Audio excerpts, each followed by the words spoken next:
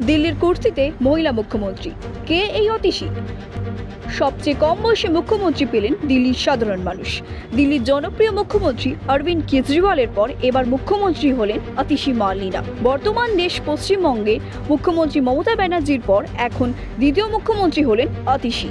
সুষমা স্বরাজ, শীলা দীক্ষিতের পর এবার মহিলা মুখ্যমন্ত্রী হিসেবে পেল রাজধানী দিল্লি। অতিশীর বয়স মাত্র 43 বছর। 8ই জুন 1981-তে তার জন্ম।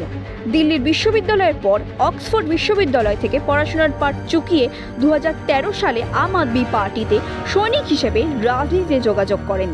বিজেপির তারকা প্রার্থী গৌতম গম্ভীরের কাছে বেশ কয়েক লক্ষ ভোটে পরাজিত হলেও পরের বছর বিধানসভা নির্বাচনের কালকাজি কেন্দ্র থেকে আরও আম আদমি পার্টির টিকিটে নির্বাচনে লড়ে বিজয়ী হন।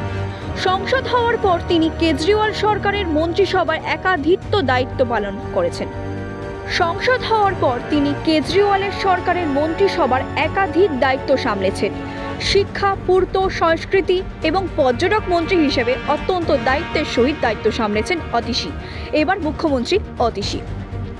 সুপ্রিম কোর্ট জানান, জেল থেকে বেরোনোর পর প্রকাশ্য এই সংক্রান্ত কোনো মন্তব্য করতে পারবেন না। তিনি নিজের দফতরে কোনো ফাইলে সই করতেও পারবেন না।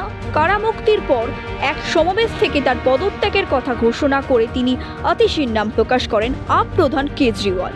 মন্ত্রিসভার বিভিন্ন দায়িত্বের পর এবার মুখ্যমন্ত্রী পদ সামলানোর দায়িত্ব দিলেন আপ প্রধান। যদিও এই দায়িত্বের পাওয়ার পর অতিশী বলেন তিনি আপ প্রধান কেজরিওয়ালকে এখনো মুখ্যমন্ত্রী হিসেবে মানেন এবং মাস 6 মধ্যেই দিল্লির বিধানসভা নির্বাচন। আবারও তিনি মুখ্যমন্ত্রী হিসেবে ফিরবেন, এমনটাই মন্তব্য দিল্লির বর্তমান মাননীয় মুখ্যমন্ত্রী অতিশী মার্লিনার।